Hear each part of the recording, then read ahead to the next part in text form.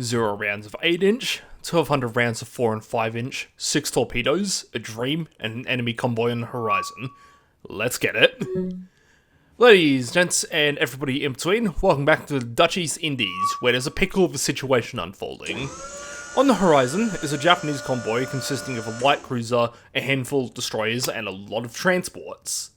This would be an easy clean sweep for the 2 heavy cruisers, if they had ammo, which was something both Houston and Exeter were dearly lacking, which is also a story of its own. Anyway, given the alternative of this convoy slipping through to invade Surabaya and evade any other friendly ships in the area, they were forced to take the engagement.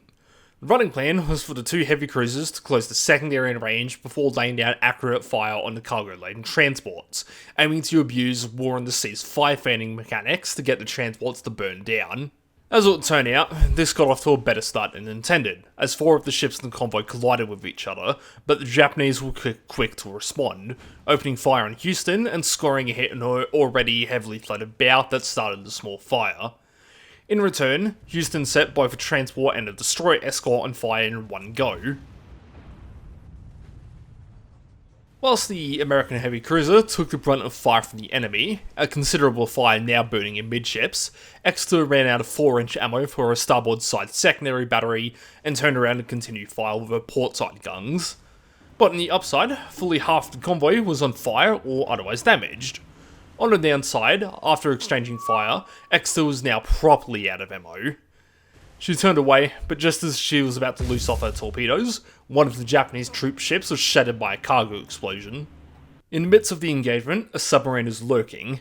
HMNLS 021 was in the battle space and had infiltrated the outer cordon of the convoy, silently drawing a line on the only surface combatant still intact in the convoy, the light cruiser.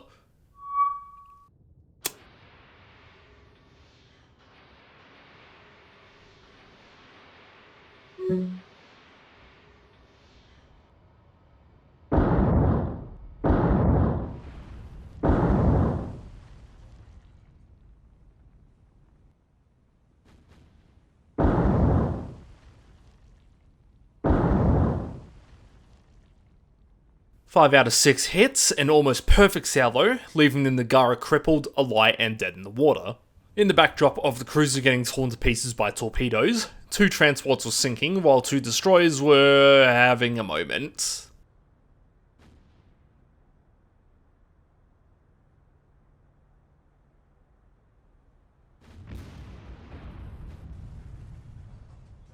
AI tomfoolery aside, with the convoy in shambles and virtually every single ship on fire, all that was left to do was watch them all burn down.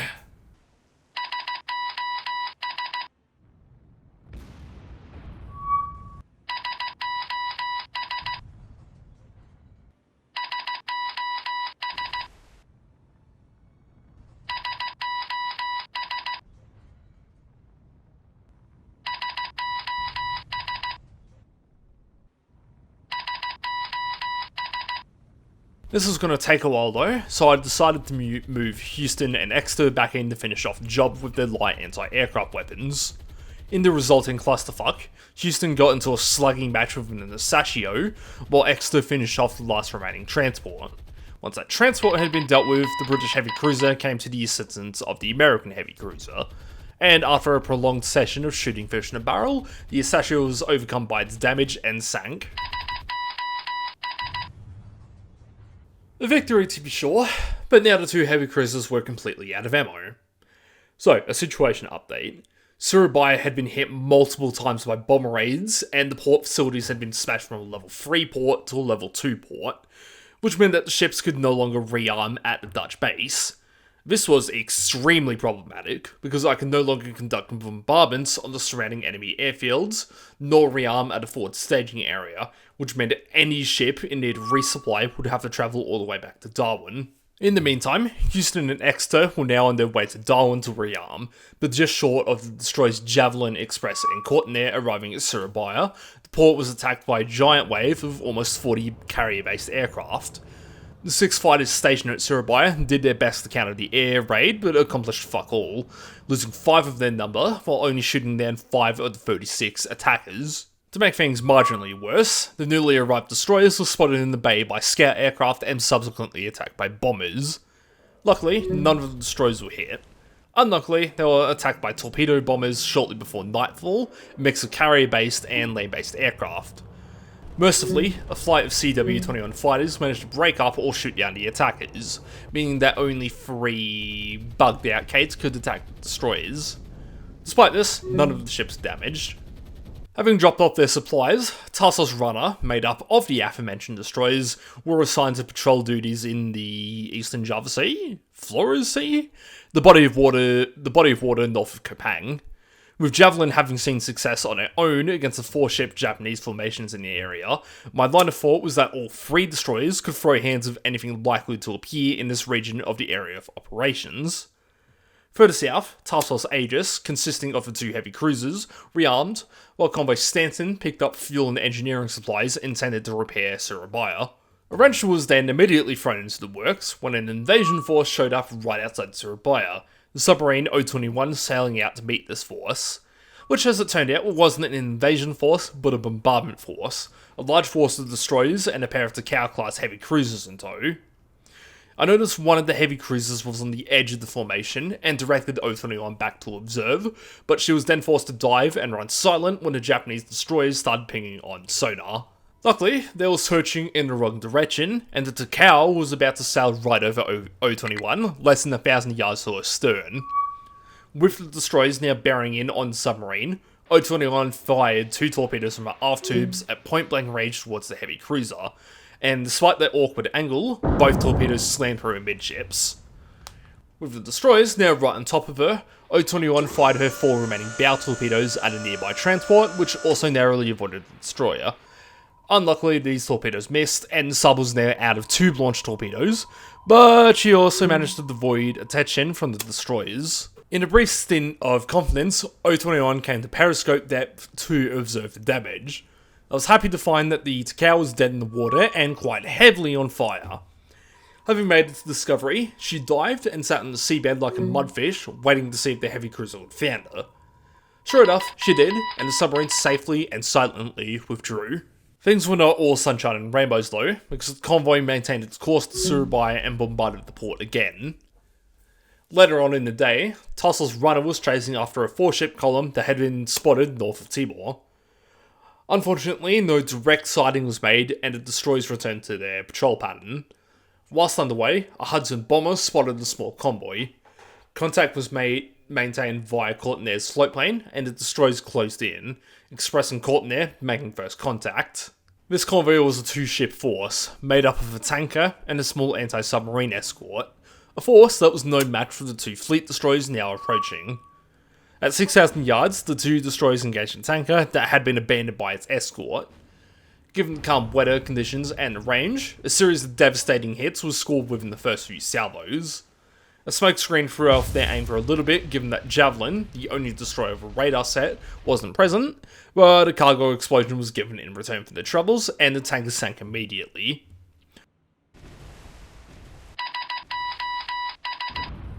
The ASW escort didn't last much longer, a couple of hits and fire being enough to sink her.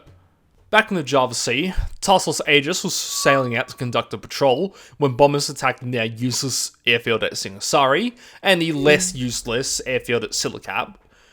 The following day, the task force's floatplane complement detected carrier-based aircraft returning to the carriers 100 or so nautical miles north of the cruisers.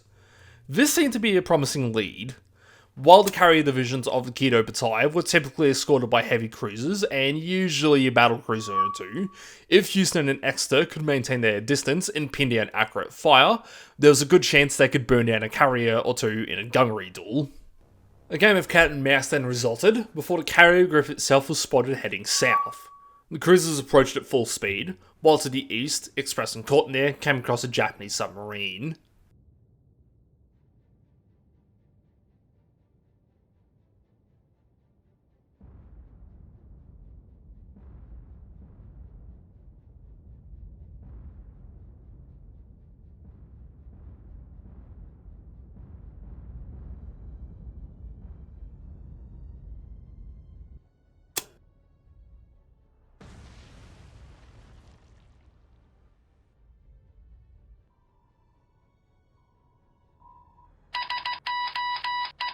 1 pass, 1 kill. Naturally, Houston and Exeter was spotted by scouting fighters and attacked by bombers, the first wave of which were land-based torpedo bombers out of Java. No hits scored, luckily. The distance between both parties closed as gradually all of the cruiser's float planes were shot down. Then the second wave of bombers come, this time a squadron of our dive bombers. A dozen bomb hits were scored between the two cruisers, but no permanent damage was inflicted and the cruisers continued to close the distance. The last scout plane was shot down, but they had done their job of getting heavy cruisers to within gunnery range of the carrier group. 3 carriers, a battle cruiser, 3 heavy cruisers, and a healthy number of destroyers and light cruisers. Exeter and Houston had gotten close, but now they had to survive the third wave of aircraft, a squadron of 18 torpedo bombers plus a single dive bomber. As 14-inch and 8-inch gunfire landed around the cruisers, they presented the smallest possible profile to the torpedo bombers. The majority of torpedoes missed. Critically, however, Houston's rudder was knocked out by a torpedo hit. Exeter was also hit amidships, but her torpedo protection took the brunt of the explosion, and thus only a single machinery space was knocked out. Both heavy cruisers were damaged, but they now had a beat in the carrier division. The gunnery duel commenced, with both Houston and Exeter focusing fire on the fleet carrier Kaga. Before long, Exeter scored a hit in the carrier that set her on fire, and despite the damage incurred to the two cruisers, things were looking up, especially when additional hits and extra fires were dealt out. As Kaga started to turn away, a fire broke out on her flight deck, and it became apparent that she was losing to starboard. Things weren't going too swimmingly, as Houston was straddled by shells and set on fire. She did her best to turn away with a crippled rudder, while Exeter took the lead. Given that she had a surface search radar set, she could shoot out of her own smoke screen without incurring a penalty to her gunnery accuracy. Once the enemy's gunnery had shifted to focusing on Exeter, Houston ceased laying smoke and continued shooting at Kaga, which was now down by the bow and starting to burn out of control. Despite Exeter taking a hit from one of the enemy heavy cruisers that set her on fire in exchange, the slugging match continued between both sides. Exeter now being struck by 5-inch gunfire from the destroyer screen, but continuing to lay down the hate on Kaga. The fires on Japan's largest fleet carrier were consuming more than half of the ship by this point, and only got worse as Houston and Exeter scored more and more hits on the carrier. Then, after 15 minutes of sustained gunnery, it had been done. Houston and Exeter had sunk a fleet carrier, the first flat-top kill of the campaign.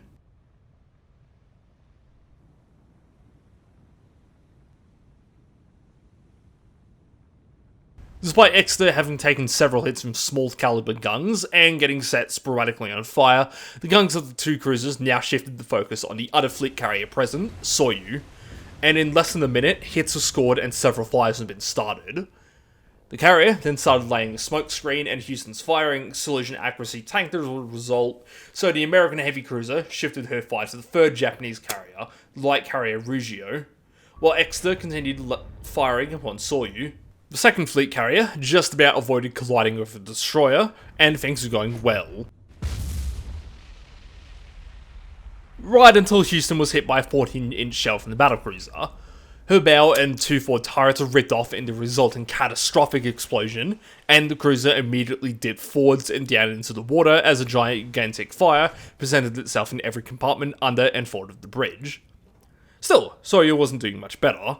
Exeter turned to get closer to the Japanese formation to take the heat off Houston, while the damage control teams fought furiously to contain the fires, the British light heavy cruiser continuing to focus down the now crippled Soyu.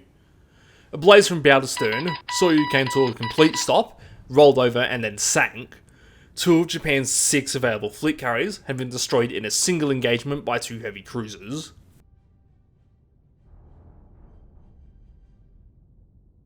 As Soyu slipped beneath the surface, the retreat order was given and Exeter turned away, the entire carrier formation now chasing after her, which gave Houston time to extinguish the last of the flames aboard.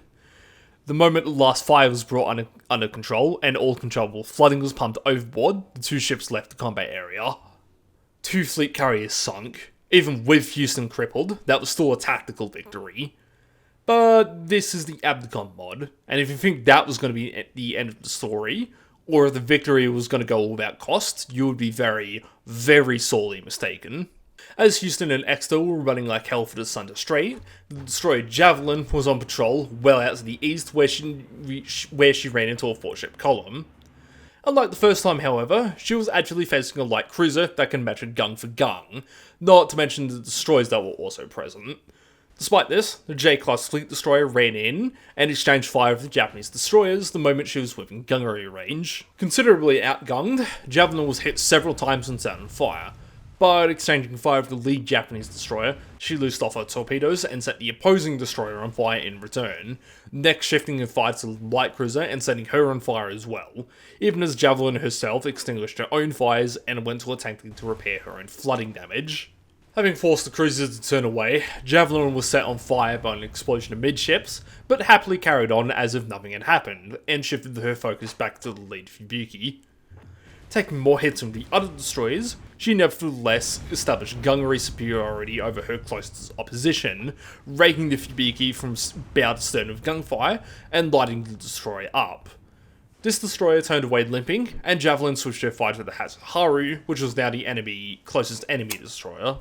Javelin was quick to set the Hatsuharu on fire before working her over with all the fury of a large British fleet destroyer, the Fubuki sinking in the background as she crippled the Hatsuharu, rendering her opposition dead in the water, and pumping salvo after salvo into the destroyer until she joined her Fubuki cousin on the bottom. Having been set on fire again, and with her speed significantly reduced owing to a damaged funnel and boiler, Javelin nevertheless threw hands with the light cruiser who was coming in for round 2.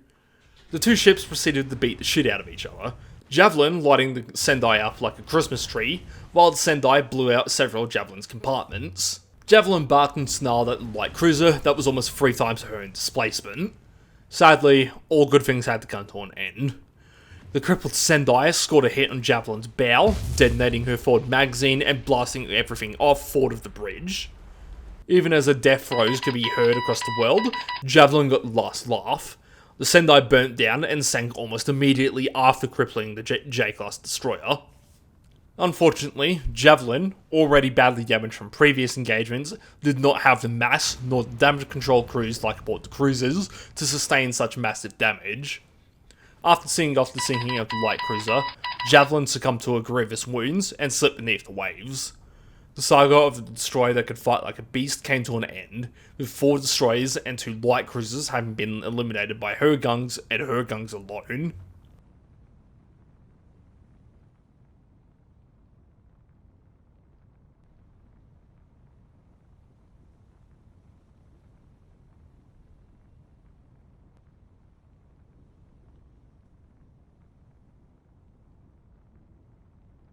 Javelin was the 4th ship to be sunk in the campaign overall. But there were more to follow. Remember how Houston and Exeter were running like hell for the Sunder Strait? They were now being swarmed by aircraft. 30 bombers and 10 fighters came in this first renewed wave, overwhelming the mere 2 Buffaloes scrambled to defend the cruisers. They did what they could, but both were shot down and now Houston and Exeter were on their own. Exeter dodged everything that was thrown at her, but Houston, with her bow missing and her rudder disabled, was helpless and couldn't defend herself. 1 torpedo deflected off her hull, but 3 torpedoes slammed into her hull further amidships, ripping the cruiser open. Houston was done for. She sank almost immediately afterwards.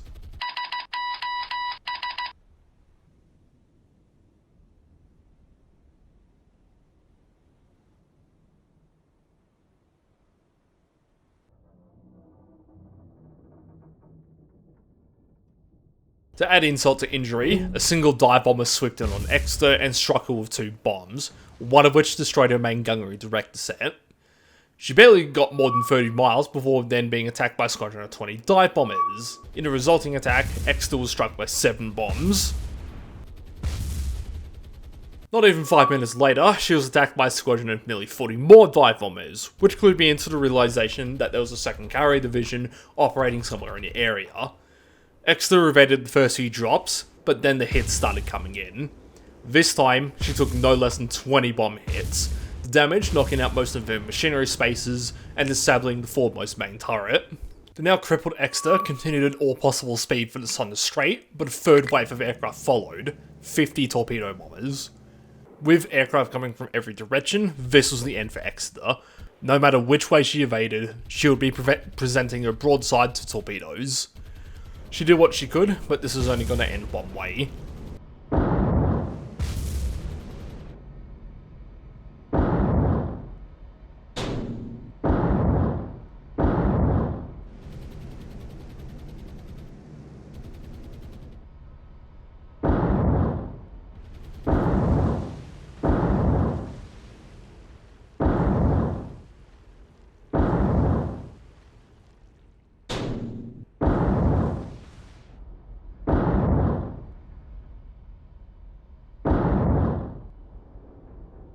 Swarmed, Exeter was struck by 20 torpedoes, plus 5 more that failed to detonate. In the course of an hour, the two cruisers had been attacked by more than 100 bombers of assorted types. Exeter specifically had taken 30 bomb hits and 20 torpedo hits, not accounting for duds and unexploded ordnance. For the record, that is more weaponry than what sank the battleship Yamato, and of the attackers, I don't have 100 aircraft available across the entire theatre, never mind in that specific area. I genuinely thought about quitting the campaign then and there. There were just an absolutely psychotic number of attack aircraft available to the AI at any given time, and even at Surabaya I had zero chance of stopping waves of attackers 40 aircraft large. Still, even with the loss of my 2 available capital ships, I did have the command points to acquire the seaplane tender USS Langley, plus points to acquire the sister ship of now lost Javelin, HMS Jupiter. After acquiring the 2 ships, Convoy Stanton arrived overnight at Surabaya to drop off supplies before heading back to Darwin. The following day, patrolling Hudson bombers picked up a convoy in the Java Sea. Both bombers attempted to drop, but their payloads fell well short. At Surabaya, fighters were scrambled to intercept the bomber raid of about 12 aircraft, which apparently dropped their bombs on the submerged O-21. Nevertheless, the fighters made some rare mincemeat of the attackers. There was only one problem.